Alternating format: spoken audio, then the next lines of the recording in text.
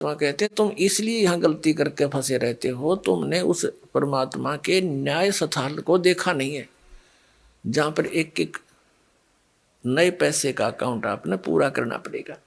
जो किसी का बुरा किया है, किसी का लिया है, दिया है, वह पूरा करना पड़ेगा तुमने।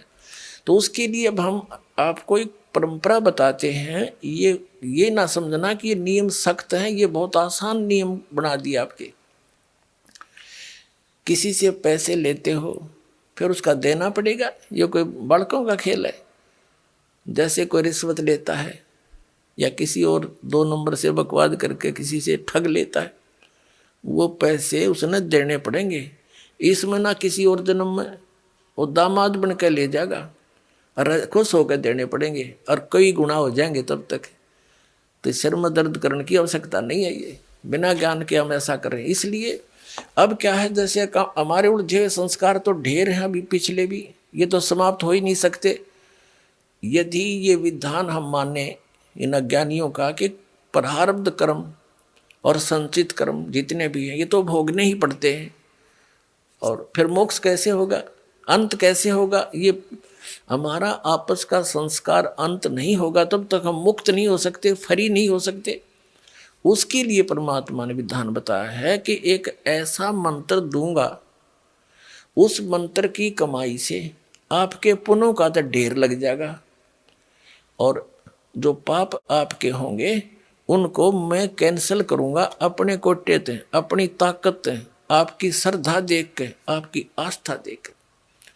कहते हैं जब ही सतनाम हृदय धरो भयो पाप को नाश, और जैसे चिंगारी अग्नि की भाई पड़े पुराने घास। तो 1000 टन सूखा घास पड़ा हो और उसमें एक माचिस की सीख जला कर लगा दे, सारे को फूंक करके ढेर बना देगी, राख बना देगी, और चलेगी तेज हवा उसको उठाकर कहीं की कहीं फेंक का होगी, फील्ड क्लियर हो जाएगा।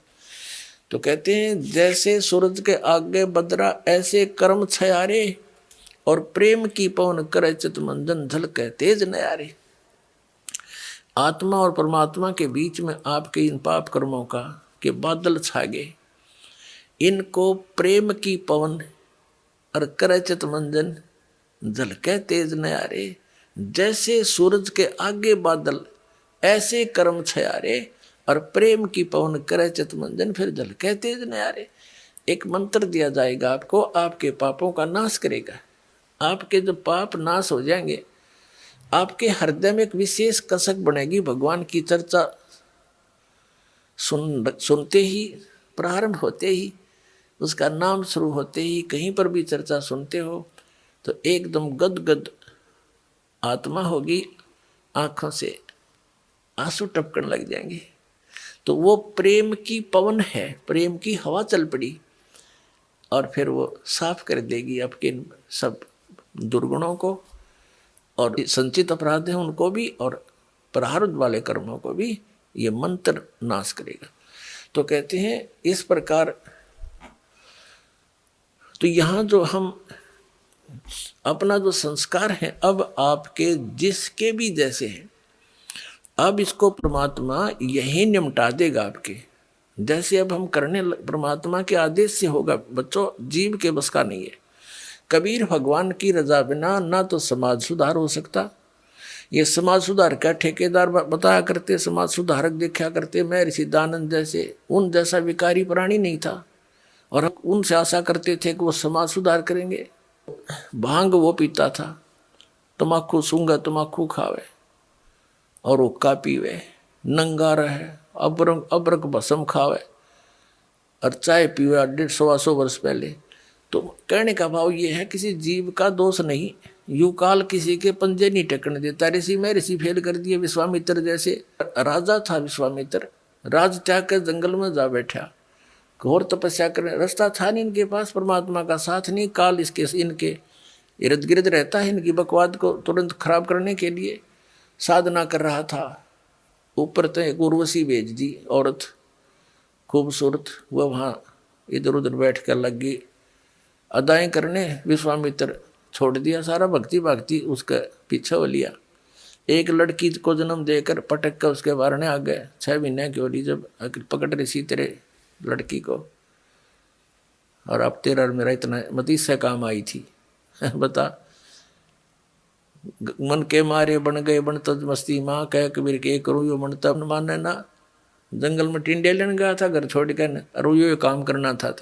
अकल है तो यू काल ना टिकन देता। ये जीव के बस की बात नहीं, ये तो परमात्मा साथ रहेगा, काल को दूर रखेगा, दुर्बुद्धि से बचाएगा। ऐसे ही इन महर्षियों ने कोशिश की समाज सुधारण की, लेकिन खुद ना सुधर सके और उनके खाक सुधारेंगे, तो इनके बस की बात नहीं थी। ये काल इतना प्रबल है। ये तो कहते हैं काल डरे करतार से, जय जय जय जगदीश, ये जोरा जोड़ी जाड़ता पगरज डार शीसे। कहते हैं काल डरे करतार से और जय जय जय जगदीश, और जोरा यानी मौत परमात्मा के जूते साफ करती है, और पगरज डारे शीश, कबीर परमात्मा के आगे कहते हैं ये मौत और ये काल है, उसके आगे करबद्ध हाथ जोड़कर खड़ा रहता है।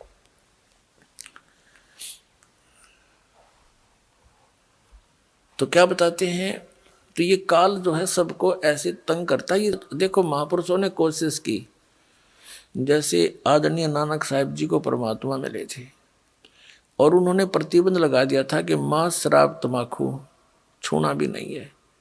एक सवत समाज बना, कुछ दिन चला, उसके बाद फिर विकार आ गए। तो ऐसे अब जो समाज तैयार होगा इसमें हजारों वर्षों तक विकार नहीं समाओगे। अब ऐसा समाज तैयार करेंगे हम।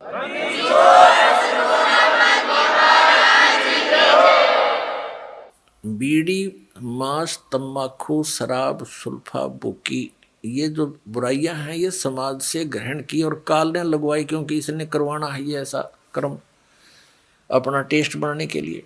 तो अब धीरे धीरे ये समाज हमारा बहुत ज़्यादा विकसित होगा, बहुत फैलेगा, और जब अच्छे समाज की अधिकता होगी 90% लोग तो देखम देखा अच्छाई में लग जाते हैं, और 90% बुराई भी देखा देखी किया करते हैं। जैसे हमने देखा जो बच्चे हमारे साथ पढ़ा करते थे उस समय वो कोई भी बीड़ी शराब मांस तम्बाकू टच नहीं करते थे।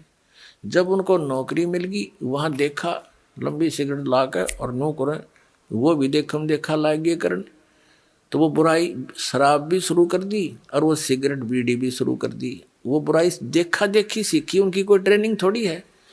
तो ऐसे ही हम देखा देखी बुराई पर जो लगे थे अब उसको छोड़ेंगे,